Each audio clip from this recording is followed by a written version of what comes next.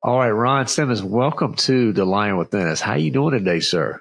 Oh, doing great. Thanks for having me on, Chris. I really appreciate it. And I really love the picture in the background, the lion within. What a great analogy that can be. That's very good. We need more lions out there, that's for sure. We definitely do. Thank you for that. And I did change my background for you YouTube watchers who hang out with us every week. Yes, that's not my normal stack of books. That Little Red Wagon is there on it intentionally. It's for this conversation. I actually went to my daughter this morning, to my 11-year-old. I'm like, where's that Little Red Wagon we have? I need it for an interview. She's like, why do you need a red wagon for an interview? I'm like, just trust me. Just trust me. So we found it. We had to go to the attic. We found it, but it's up there, guys, because we're going to be talking about this book, Life Lessons from the Little Red Wagon. And this book really spoke to me, Ron. And man, thank you so much for taking the time to share with us. We were talking before we went live. I heard you on Unashamed, and I was getting ready to reach out to Al and ask him, like, I need to get Ron on our show, and doggone, your people reached out to us, so it was just great time. I was so excited to have you here. Well, thank you. Yeah, I'm excited to be here. Thank you for your kind words about the book. And Al and his family are some of my favorite people. That's for sure. They speak the truth, and that's just wonderful what they're doing. Absolutely. Salt to the earth. And I think you were on with your daughter, Allie Beth. And Allie Beth Stuckey. I was on with her. She has to carry me when in situations like that. She's a true professional, and Al and them think a lot of her as well. She just had her third baby and is doing really well. So I'm excited about the new grandbaby for me and my wife, Lisa. Oh, wow. Okay. I missed that part. So that's great. Congratulations. Yeah, you bet. Thank you. She does amazing work, guys. If you haven't listened to Allie Beth's podcast, you are missing probably one of the best podcasts out there. She's just the way she unapologetically just hits the hard hitting issues directly and with truth and grace. So definitely learned a lot from you, I'm sure, sir. Well, I learned a lot from her mother. That's for sure. Well, this let us kind of get us going here from this book, Life Lessons from the Little Red Wagon. Guys, I got a copy of it right here because this is just a wonderful reference here. What led you to writing this book, Ron, with all the different things that you've accomplished in your career? Well, I think, Chris, everybody gets to a point in time where they're a little bit reflective. And as I talk about in the book, I had been through the business world and really in some ways simultaneously in the last part also got into the world of politics and public service. And then that ended kind of abruptly, as I talk about in the book. And that caused me to be a little bit reflective about, okay, where are you in life today? What kind of look back? And then what I just came upon was that there were so many different times and situations in my life that either sometimes I was leading, sometimes I was being led, sometimes I was an important part of the process, but kind of behind the scenes. And, as people of faith, for some reason, this red wagon idea popped in my head. And like almost everybody, I had a red wagon when I was little. And I talk in the book about an incident that occurred that caused a little pain for me physically. And it just began to come into my mind about the different parts of the wagon and how that really was a metaphor for life in a lot of ways, and how that we can, especially as men, we can think that our only place in any scenario is out front. And that can be a mistake for sure. 100%, because that jumped out to me even when I was looking at this little wagon this morning. It's so natural for us, and we're speaking to a lot of Christian men, leaders out there, and they think they have to have that hand on the handle, right, and always out front charging forward.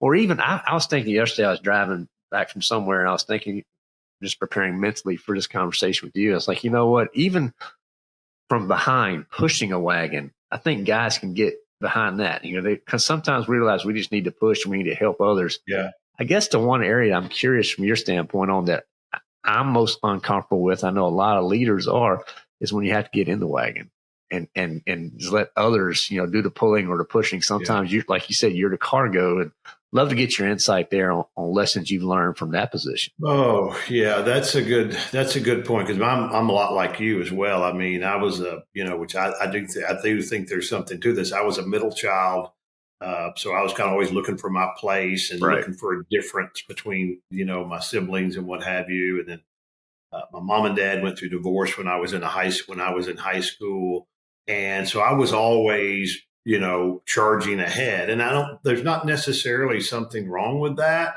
except for if you don't realize where you are in a particular situation, you can actually lead to more destruction by leading than you could if you were learning, right? Mm-hmm. And so, for example, in my world, when I decided I was going to go into public service, I didn't know anything about politics or anything about that, other than just probably like most people, I followed it a little bit. I voted, of course, and we donated to some political causes and people that we believed in. But I hadn't, politics is just like anything else. There is a ground floor, so to speak, Mm-hmm. that you need to know about. And so I decided that I was going to find experts in that field that I trusted through referrals of people that I trusted. And then I told my consultant, usually have a political consultant. I told him, I said, look, I don't know anything about this, nothing at all. All right. I may have some ideas because I may try to transfer some of my ideas in business or in life to this, but I don't know anything. So I'm going to do everything you tell me this first time around. And so I had to crawl back in the wagon and just be a part of the cargo to learn. Mm-hmm. And it's hard sometimes, because there are times I wanted to jump out and, hey, I think I got this, grab the deal, but I resisted doing that. And I think those are the times.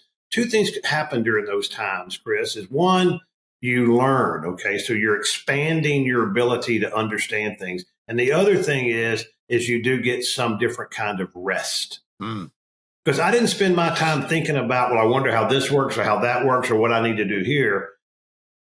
I spent my time thinking about, how do I enact what I've been told? And that's a different type of thinking, right? Mm-hmm. If you're leading, if you're holding the handle, you're having to decide, okay, where am I going? What do I do next? While at the same time you're moving forward, you have to be thinking. If you're the cargo, really all you have to do is learn and take instruction. And sometimes that provides rest for a different area of your mind and your emotions. Yeah.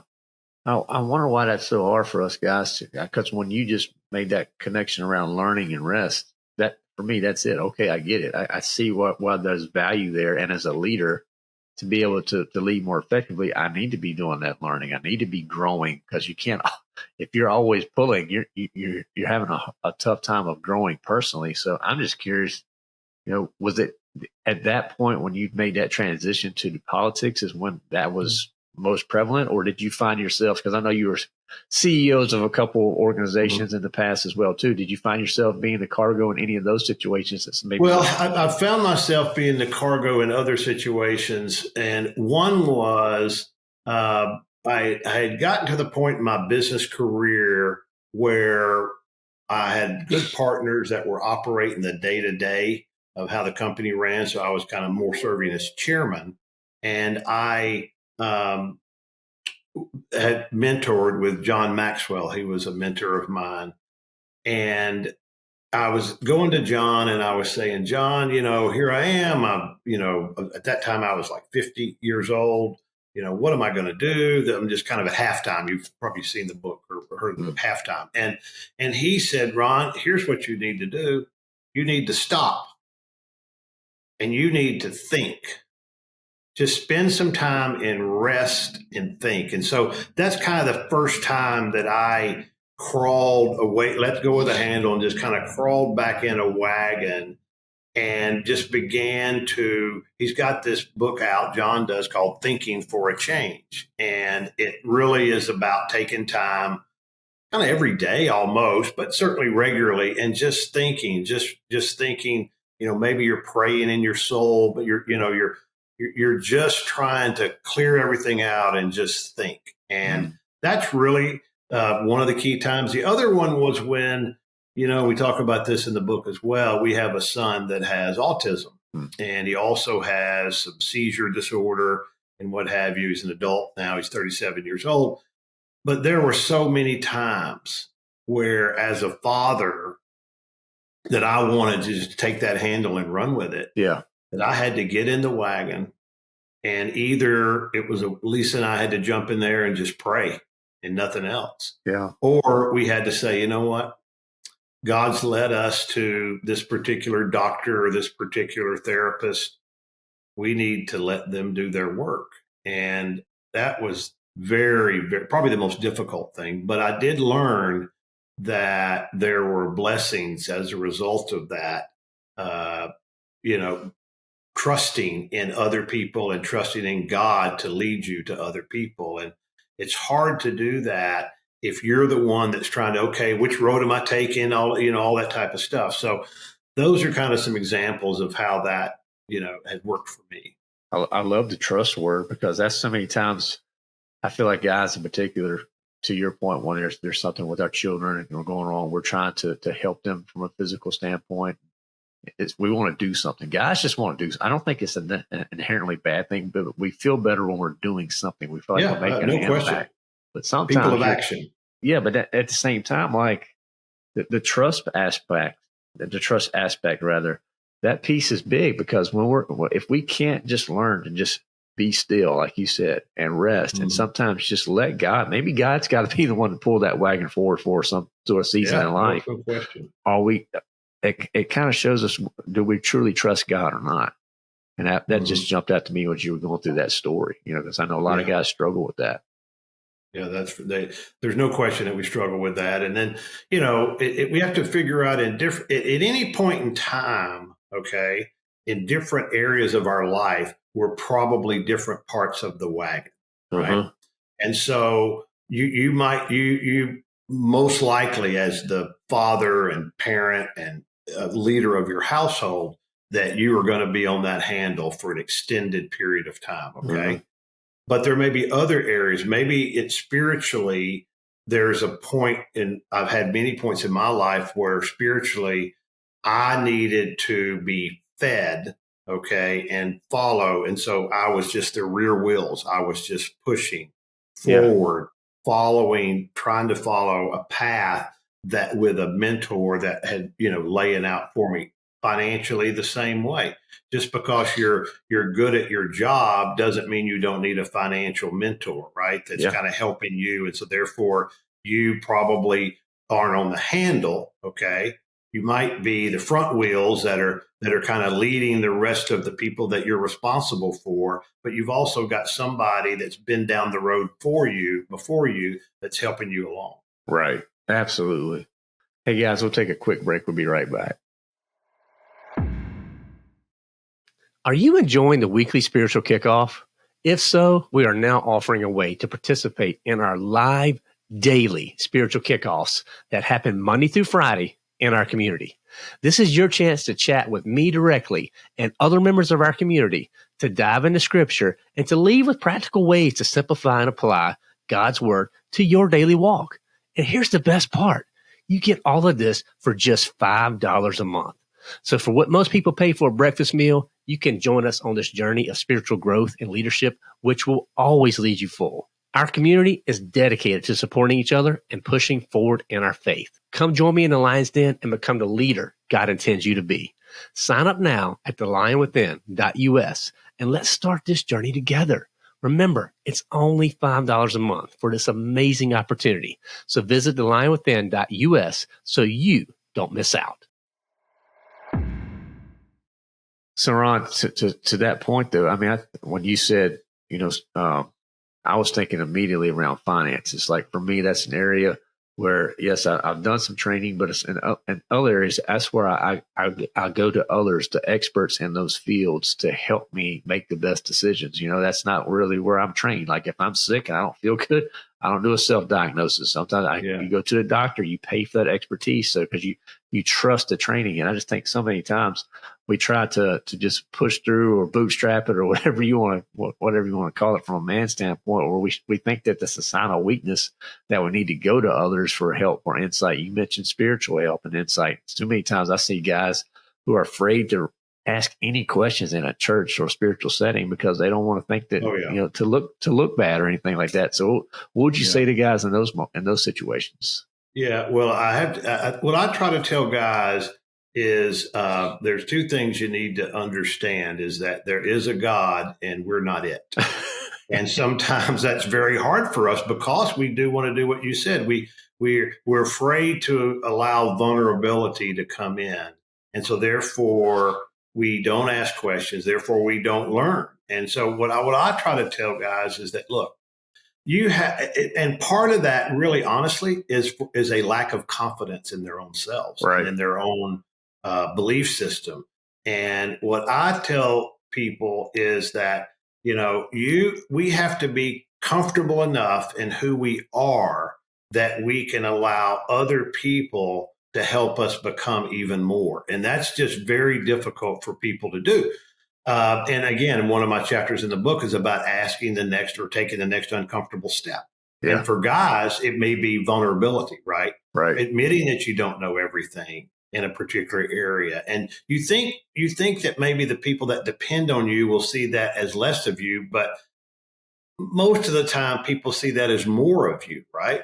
That, hey, you're real too, and you have vulnerabilities, especially in your children as they become teenagers, okay, and young adults. One of the things that I had to learn, and certainly wasn't easy for me, but had to learn that children, while they want you to succeed and they need you to succeed, they need to know how you're going to act in disappointment and defeat.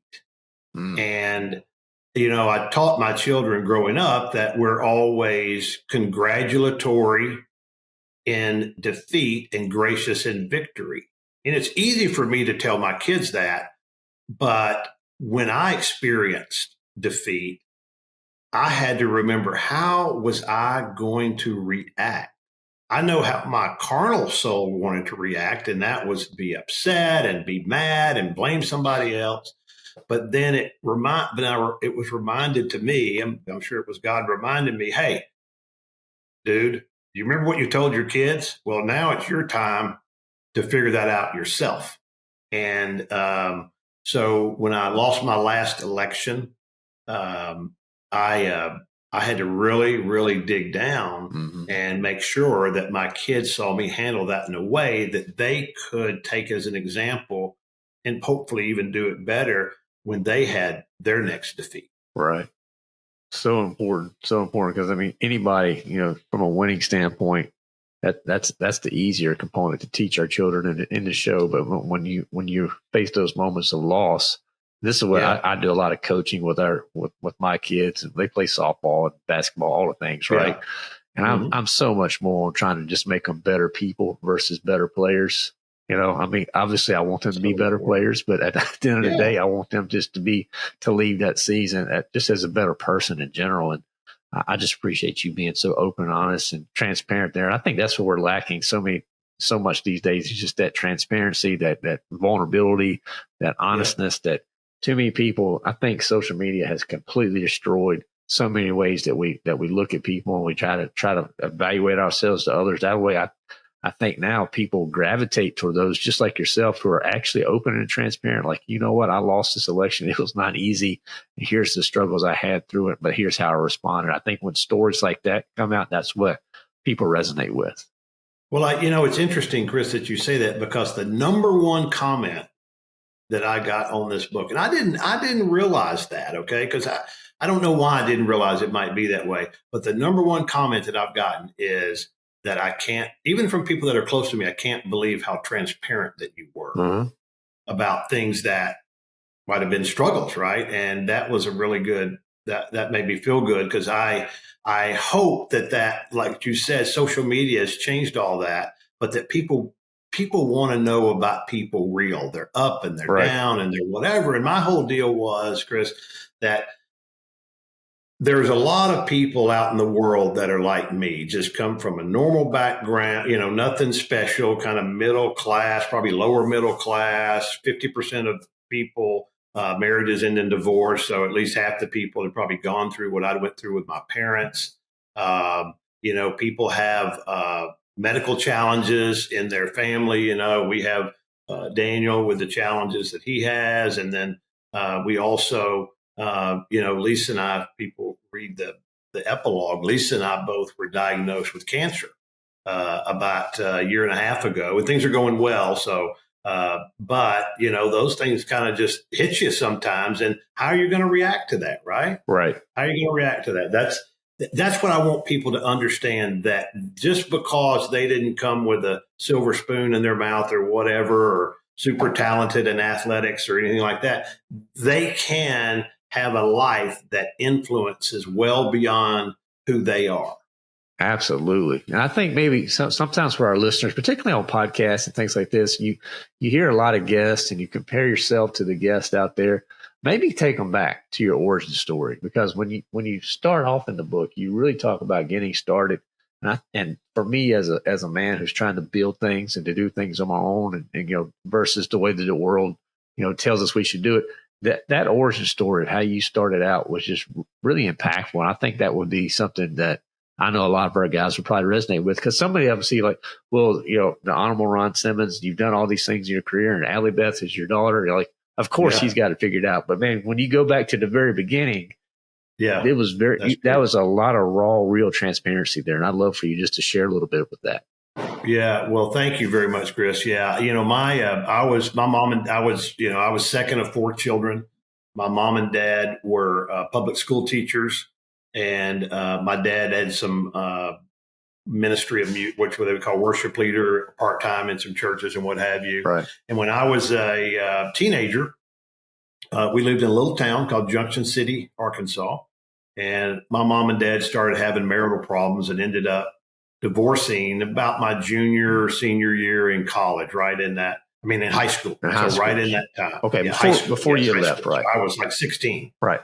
And 16-year-olds, it's a difficult time. You don't realize how difficult it is necessarily then, because you think you've got all the answers. And I in a small town too, everybody knew what was going on with my parents, right? Everybody knew it because they were in the public eye a little bit as being school teachers, because in small towns, almost everything revolves around the school, and that's the way it was.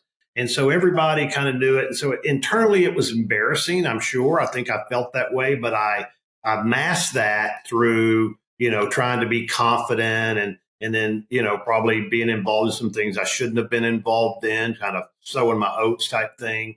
And I also put it into sports, which actually ended up being helpful for me just from a confidence standpoint. But when I got out of high school, I didn't have anywhere to go. Okay. I mean, my dad had moved out. My mom was moving back to Baton Rouge to be close to more of her family. I mean, I could have gone and lived with her probably, but at 17, I just started living on my own, with a friend in a garage apartment. I think it cost us $75 a month, and we probably overpaid based on how it was. Right.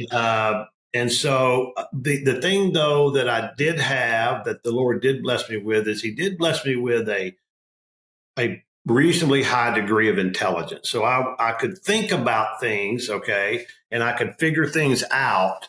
And I had been saved as a young boy, so I did know what was right and wrong. I didn't always follow it, but I did know it. And when I would go down the wrong path, it did always convict me. It didn't necessarily stop me, but it convicted me. So there was something in the back of me that knew that. And so, I knew my mom and dad had gone to college. They were the first ones in their families to go to college. So I always knew I'd go to college. My brother had gone to college, who was older than me. And so that was something they instilled in me. And my mom and dad were good people. They just, got into a challenge and, whatever. And so I did start going to a junior college, just kind of paying my way as I could and trying to, at the time you could get some student loans. And I did a little bit of that and what have you. And then, though, I got a break through sports, actually, as I was playing on a softball team. Mm-hmm. And one of the guys on the softball team's wives worked at a company called Murphy Oil, which everybody knew because Murphy was in the big city of El Dorado, which was 20,000 people. And that was kind of where we went to town, right? If we lived in Junction City with 1,000 people. So there were city folks that lived up there.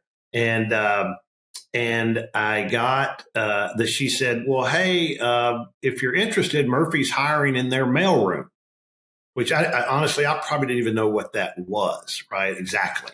Because I was working at a grocery store, delivering groceries. And Lisa and I had met. We met and as freshmen in college. She was from El Dorado, so she was a city girl. And we had 2 classes together, biology and psychology, and both of them eventually worked for us. So that was good in the long run. And so I said, okay, well, I just want to make money, and also Murphy had a deal where if you made a level B or higher, in other words, in the grades, then they would pay for 2/3 of your tuition and books. There you go. And I felt I could do that. So I applied for the job at Murphy and got it. And literally we were in the basement of the building. So talk about on the bottom floor. I think I made $500 a month full time. It was a full-time job and I went to school at night. And then, at Murphy back then, it would be like being on Indeed or something like that now or some job posting site. They actually, though, before the internet, believe it or not out there, kids, they put them on an actual cork bulletin board, little slips of paper about different jobs, right? Well, any job that was posted on that board was better than mine as far as money was. So any job that I felt didn't require a specific college degree, like petroleum engineer, anything else I would apply for. Yeah. Because what the heck? And I applied for a job in human resources. We called it employee benefits back then, but human resources, and got the job. Now, the interesting thing was the reason I got the job had nothing to do with my ability. The reason I got the job was when I was in the mailroom, I wrote a letter asking Murphy to sponsor a softball team. And I went and met with the vice president who was in charge of that, who I thought was ancient, but he's probably 40 years old, right? And I was 20. I was 20, and he happened to be in charge of several departments in the company, which I didn't even really know. I just knew his name was Mr. Smith, and one of those was HR. And so after I got hired into HR in the employee benefit area, my immediate boss told me, well, hey, the reason that I even spoke to you is because Mr. Smith remembered you writing that letter and meeting with him and said, do not make your decision until you talk to Ron Simmons. So the point in that is you never know the impressions that you're making. Right. Okay. And I'm sure that Mr. Smith saw me as probably maybe a little, certainly not polished, put it that way, but he saw something in me, or the Lord put something in his heart that said, hey, this guy has got potential, right? He's got some potential. Right. And I happened to be just there in a time in HR where things were really changing in that area of work. There's a new law that had gone into place called ERISA, which was causing a lot of disruption. And I was able to learn kind of from the bottom up. And I had a boss, Richard Lewis, who took me under his wing. And he was very hard on me. He was hard on me like a father would be on a son, in a sense, right? Mm-hmm. And that he wanted me to improve, right? He would make fun, in a sense, of me because I didn't have my shoes polished. Of course, back then, now you had to wear a suit and tie to work. I know people may not equate to that, but and so, but even though he was making fun of me, he probably could have done it in a better way. It did drive me to be better. Yeah. Now it made my wife mad, right? And that's a good point, too. You don't have to go home and tell your wife every single thing, right? it doesn't matter that she couldn't do anything about it anyway. It just made her mad. I shouldn't have done that. I should have dealt with that on my own, like polish your own dang shoes, right? Right. And move on. So it was just it was a great experience for me and I still didn't have my degree. I mean, I squeezed 4 years of college into 10, Chris. So it took a while to get going for me. Well, let's take a quick break, guys, and we'll be right back. We'll keep unpacking this further. Are you ready to unlock your true potential?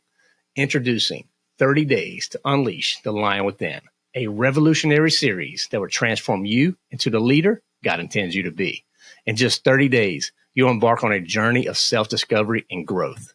This free resource offers a series of messages, each packed with proven methods to simplify and apply God's word to your life.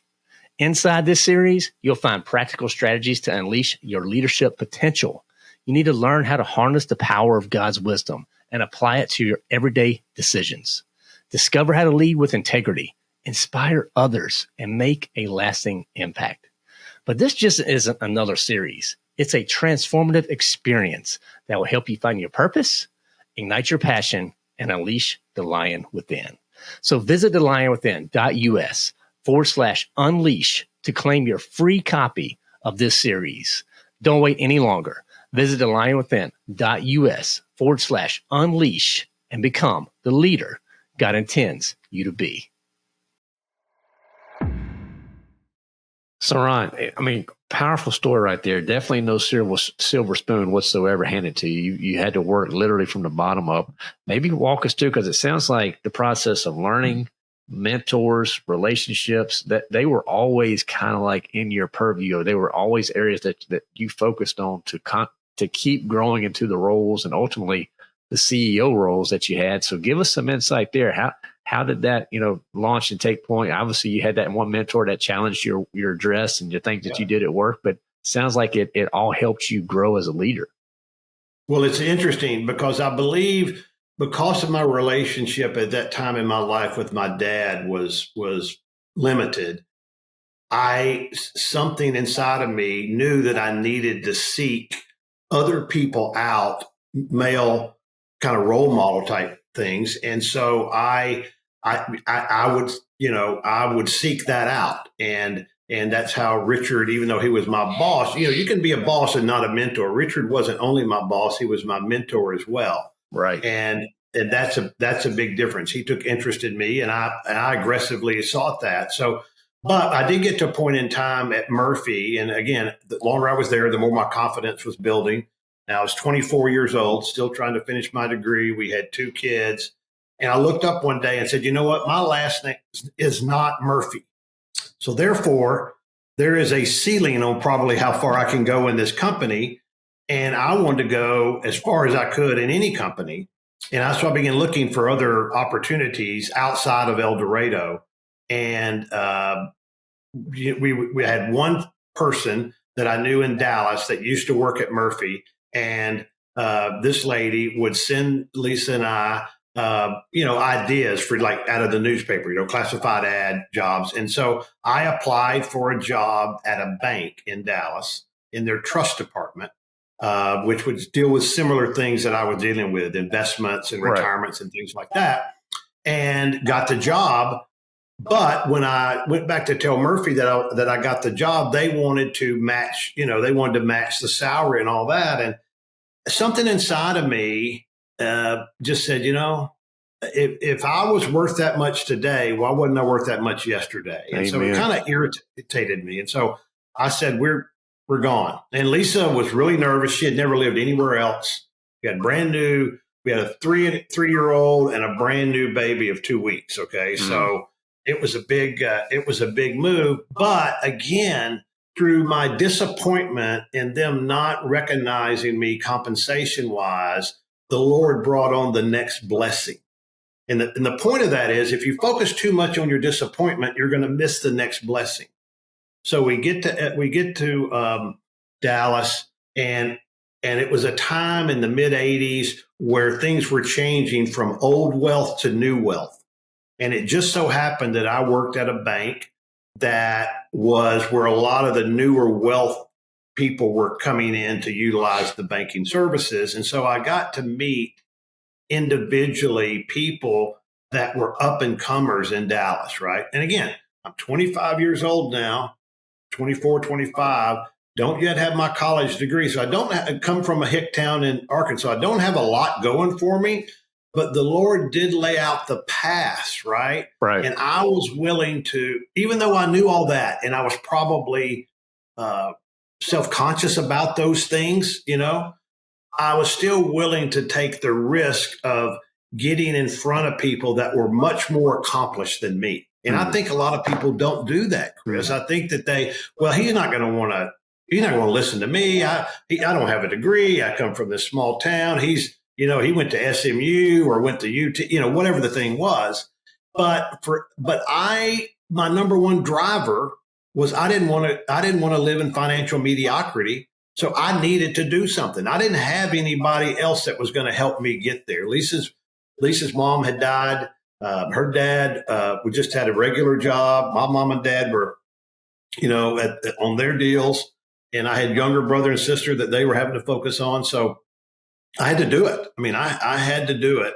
And the Lord just really, he put some people in front of me that became lifelong friends to this day, but also opportunities. So when I stayed at the bank and then I was approached by some people I'd met through the bank about starting a private trust company. So it wouldn't have any banking powers, just have trust powers.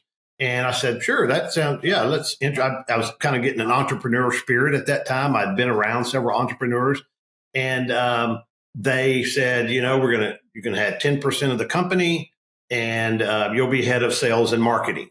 And I said, okay, this is what we're going to do. We're going to focus on trying to get smaller company have their own pension plans and work with them, because the big banks and big investment companies don't know them. So we started a company, and we were working with an investment person outside of our company that was going to help us manage the money.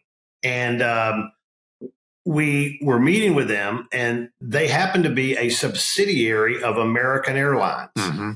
And so we're ending up the meeting, and this gentleman named Bill Quinn says, well, look, we know y'all are working with small companies, kind of institutions, but we have a few retired pilots that want to invest with us, but we're not really equipped to handle individuals. Would y'all work with them? Because they need some estate planning and, hand holding, things like that. And we said, well, that's not our main driver, but we'll do it. So he gave me a list of 4 names.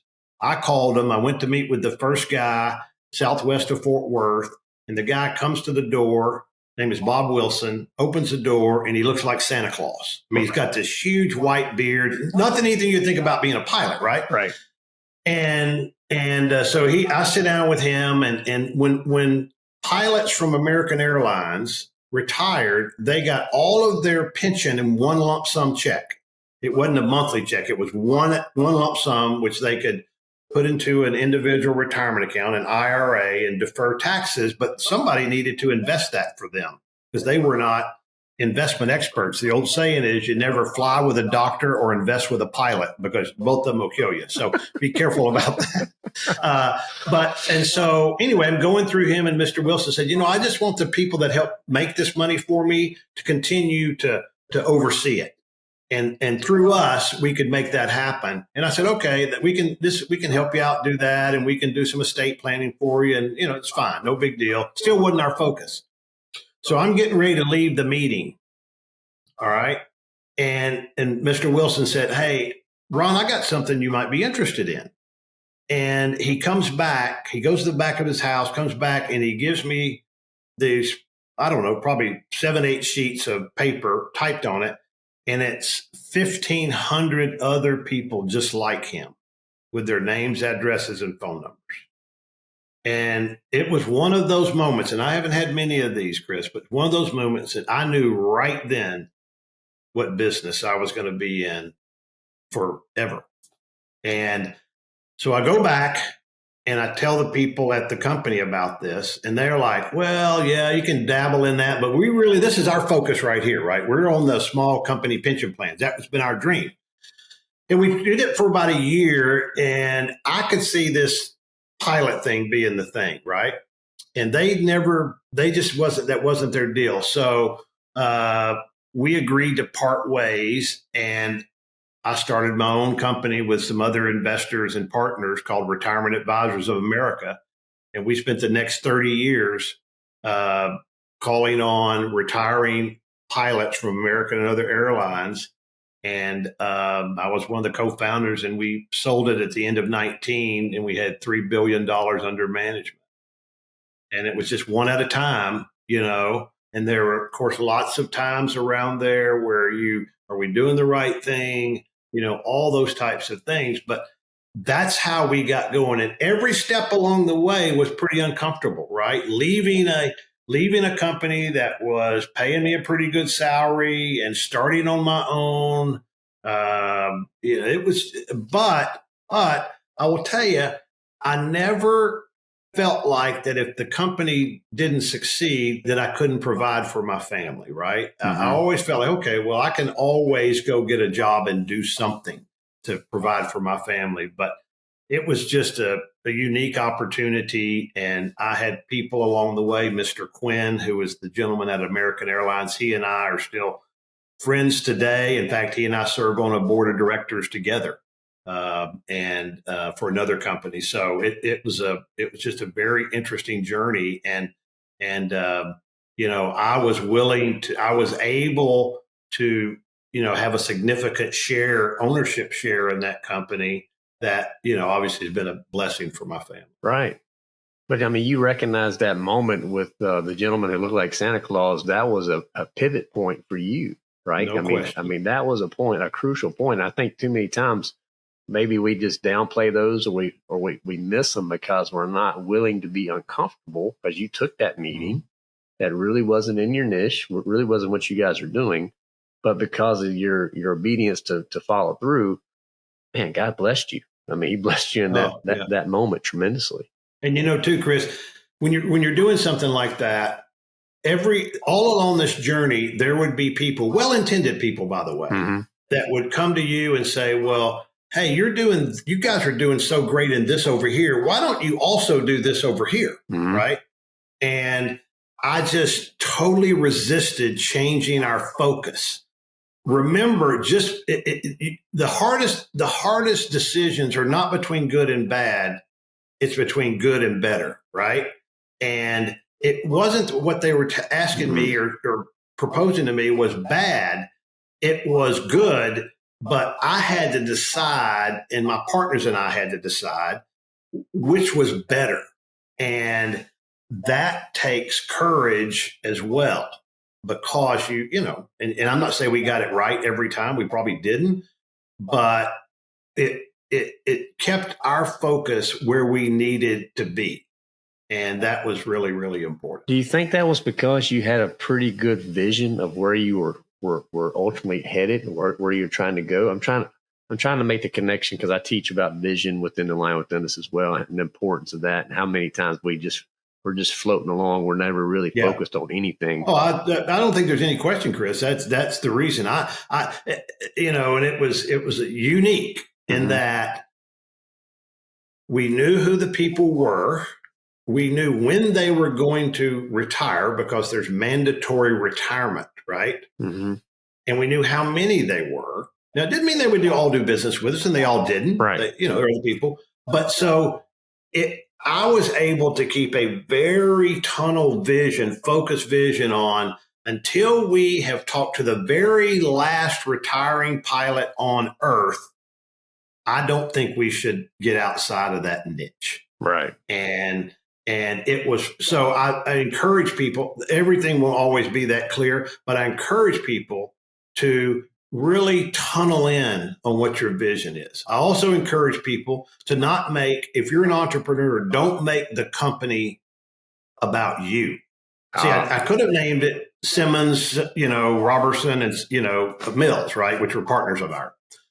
But I knew if I did that, it would be more like a jail, than a hotel, Right. where you can't get out. It's like your podcast. Your podcast is the Lion Within. It's not Chris Right. show, right? Right. You could have done Chris show, whatever, maybe just been, but I think God blessed us and blessed me for not making it about me. Because I wanted to be I brought in the first $400 million of assets, but I knew that if my name was on it, that I would be tied to that forever. And not only did I want financial security, I wanted financial flexibility, because I knew there were things, Chris, I didn't know what they were, but I knew there were things that were much more influential in life than business. But I would never be satisfied in doing those without knowing that my family was secure, right? That was really, really important to me. And so that's kind of how I was led down this path. That's so brilliant. I mean, it speaks to humility as well, guys. I mean, if everything has to be about you, that's one reason you brought up it's called the Lion Within Us. I tell people all the time, this is not the Lion Within Chris. Like, I want to do. I'm serving here, but I'm trying to build something bigger for the kingdom and make the ultimate impact. Yeah. And I just think there's so much when you have that clear vision, because we have stuff that comes to us too, Ron. I mean, not $400 million deals like you had there, but we have things come, and I always put it to the test. All right, is this aligning to the people we're trying to serve? And because we have a lot of guests that get pitched to us and things like that, and I have to say no sometimes, because if it's not aligning to helping the people that we're serving be the leader God intends them to be, it doesn't check that box. And I think too easy we can get distracted by that little shiny thing, and next thing you know, we're chasing this or we're chasing that, and then when you try to be good at everything, you're never good at anything. So I just think there's so much wisdom in what you shared there. Well, and I just, appreciate the people along the way. For me, God put us, when we first moved to Dallas, we were both small town people.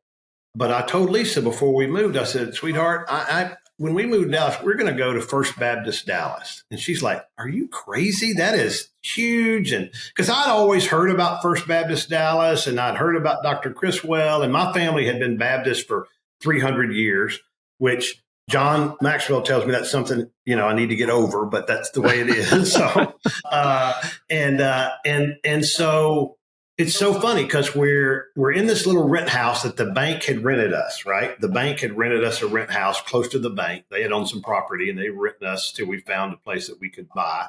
And one Sunday morning, I'm not at home. I'm back in Arkansas playing softball with my buddies. And Lisa's there in Dallas. This is how stupid I was. Left her with a 3-year-old and maybe 3-month-old. And because I'm out, still can't let that go, And Lisa gets a knock on the door one Sunday morning, and it's 2 elderly ladies from First Baptist Dallas, just by happenstance. We hadn't been down there, we hadn't called and done anything. But what they would do is they would go to early service, and then they would go out and knock on doors of new people that had moved into town. I don't know how they find that out, but however they found that out. And because they knew if they got them at home on Sunday morning, they weren't at church, right? Right.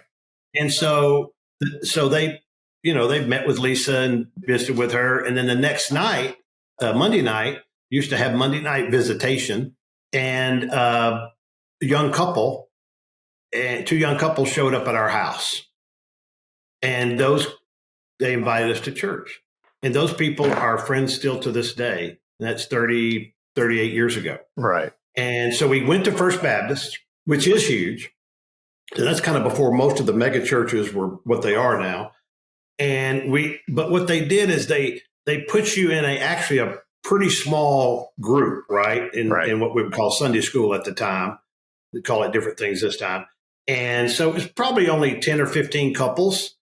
But those couples became the foundation for our friend group and our, support group there in Dallas. And again, many of them are still our friends today. I mean, God led me to my attorney, my CPA, my insurance, and my business partners, all through that one connection there. And it just kept being affirmed that we were in the right place.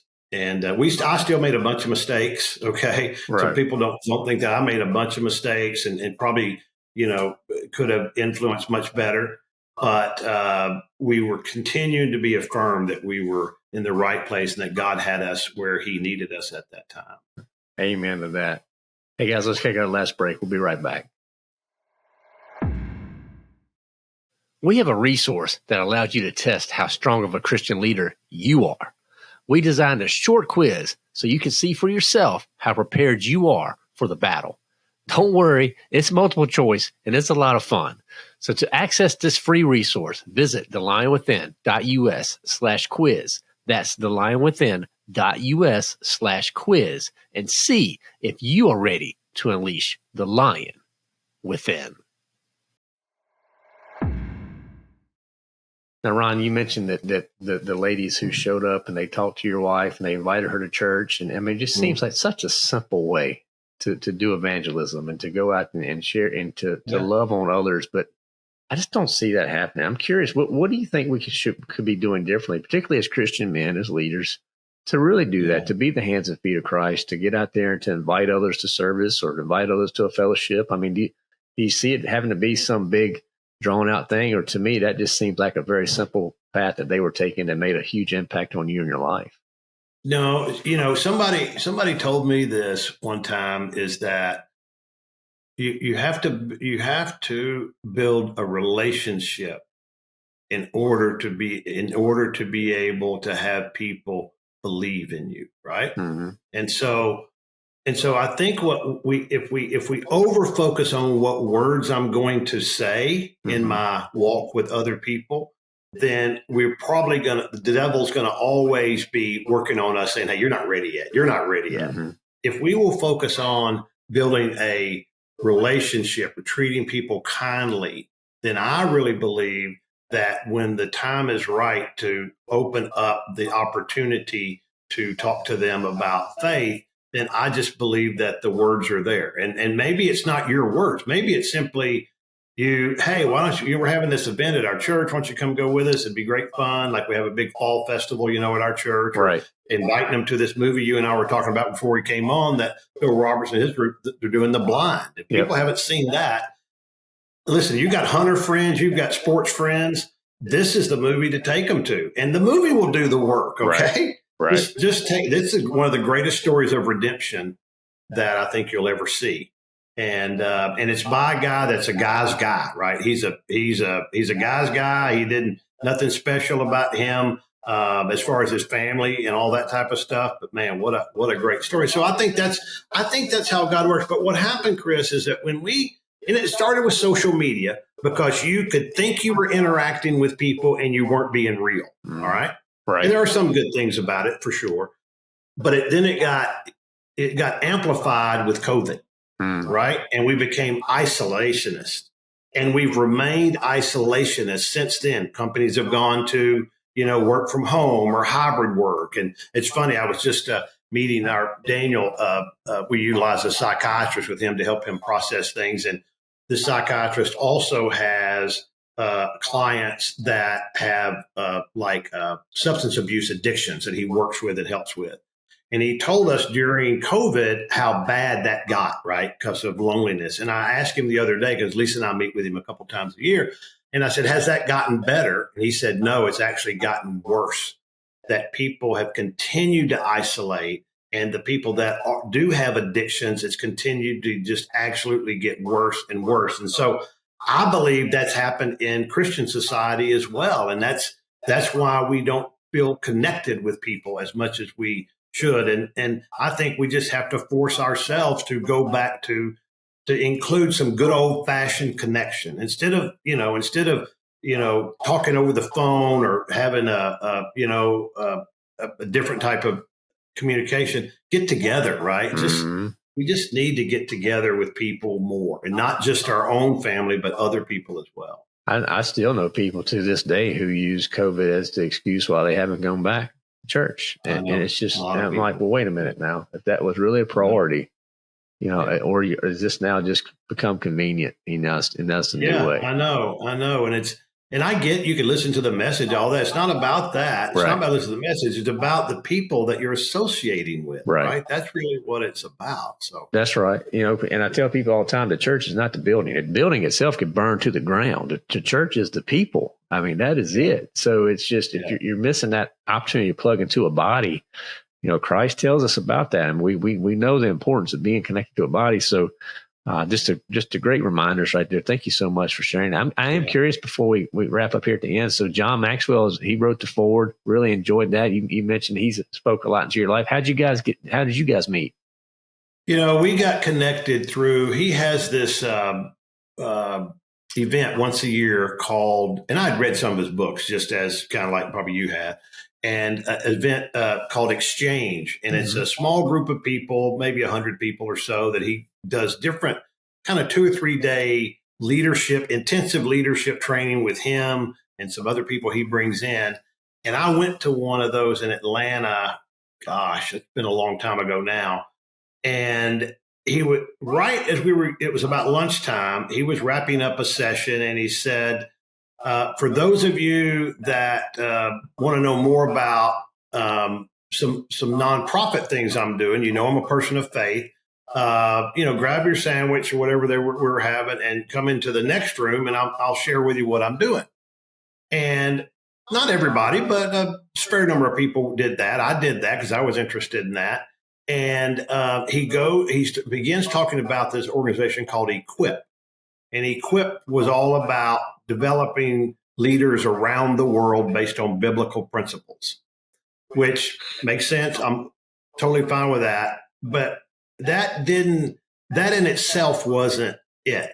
It's that when he started talking about what they were trying to do around the world and what his heart was, that's what got me. Because I knew that while John really did want to help people in leadership and business and whatever it was in their life, his heart was about bringing people to Christ and discipling them through Christ and growing the kingdom. And that's really what got to me. So, like I had done many other times, I said, well, I'm going to see if I can get to know this guy. Yeah. So I just got to know him. I spent some time with him there. And then I became an associate trainer and traveled to Romania a couple of times and did teaching for him, and South Africa and Brazil. I was at a point in my life where I could do that time-wise. And, I'm sure the Lord put something on his heart because there's a lot of people that do that, but we just developed a personal friendship and relationship, and our wives have developed the same thing.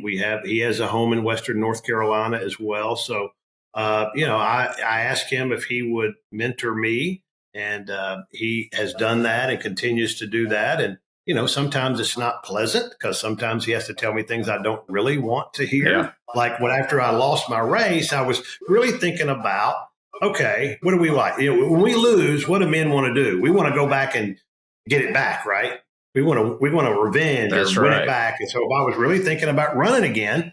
And he looked at me and he said, Ron, you did great when you were in public service. You did a really good job and all that type of stuff. But that's where God had you. And why in the world would you want to do that again? Don't keep focusing on the past. Where is the future? And man, I didn't like to hear that, but it became so clear and so peaceful to me. Yeah. At that point in time, it was one of those, another great inflection point. The other thing that's cool about my book, especially if you get the audio version, is that Ronald Reagan reads part of my book.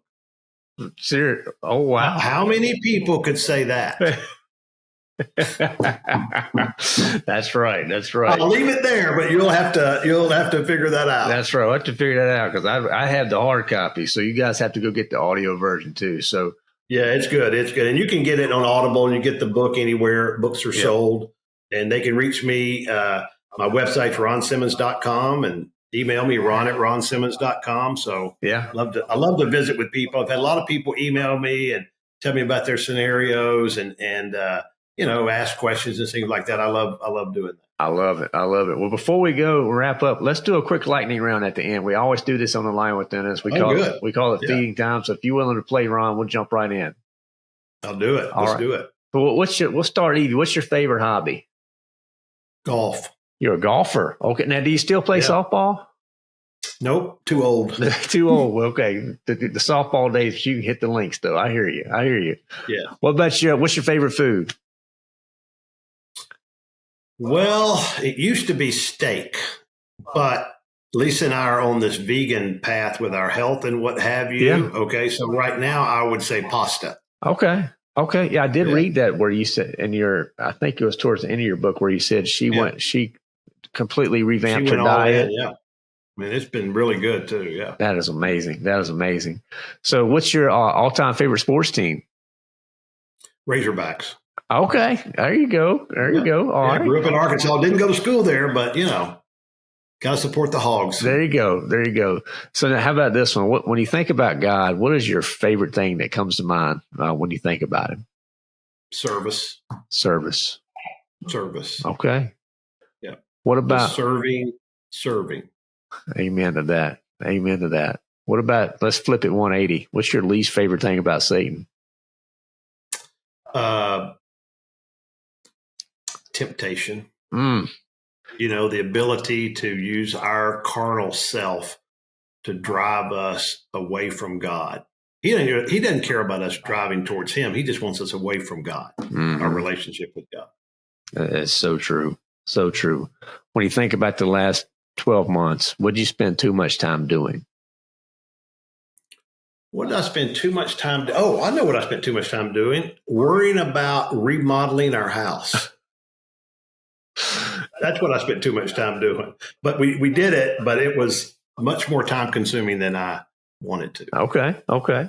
How about any habits? Have you got any new habits that you started lately or something that you want to start? We always try to give guys tips and ideas just to improve. This could be, a personal habit or professional or reading, whatever it may be, but just love to know any habits that you've tried that you're getting value out of. Well, this is something, and I'm embarrassed that it's relatively new, although it's probably been a year for us now, is the habit of being in a group Bible study with my wife. Okay. We'd never done that before in 44 years of marriage, but we are in a group Bible study. Actually, we do it on Zoom because there are people who are from around the country. Yeah. And it's called Community Bible Study, and that has been probably the most satisfaction of anything I've done in the last year or two. Oh wow! So is it a once a week type setting? Once a week, on Wednesday night, and there's a book that you go through, and we're like right now we're studying Samuel, and she does her answers, I do mine during the week, and then we get together and we're on Zoom with other couples, about 8 other couples that all have a connection some way or another, right? Yeah. And it's been really, really good. It's enjoyable. It's kind of fun. It's, open discussion. And I think with Lisa and I, that's been good for us too. I love it. Well, anytime you're in the Word together, particularly as a couple, you're strengthening that marriage so much. So when Lisa and I have been married, I was 19, she was 20. I tell people, being from Arkansas, you got to get the fourth cousins early because if you get stuck with the first cousin, there's some real issues. Right. So we've been married almost 44 years, and your marriage goes through different phases. Okay. And different points of intimacy. Okay. And I'm talking about overall intimacy, sure, not just physical. And you have to continue to look for how can I create new intimacy with my spouse. And believe it or not, this Bible study has created a emotional, spiritual enhancement of intimacy, right? Just as two people, all right? And it's so easy to get going off in your different directions. But you need to have something that always brings you back.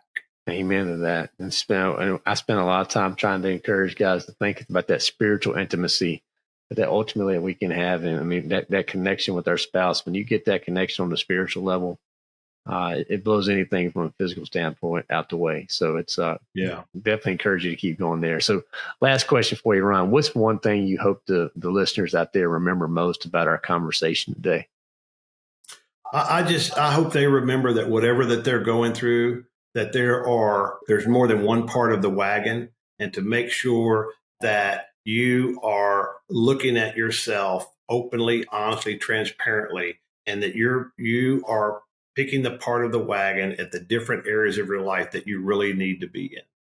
Amen to that. And I know you've already mentioned it once, but mention it one more time for our listeners. Where can they connect with you? Where should they go buy the book? Where for resources and things like that? I want to make sure they know. They can connect with me on my website, ronsimmons.com. I'm also on Facebook and what do they call it? X, Twitter, LinkedIn, all those things. But they can buy the book through Amazon or any other place. They can actually get it off my website as well, and through Audible for the audio version.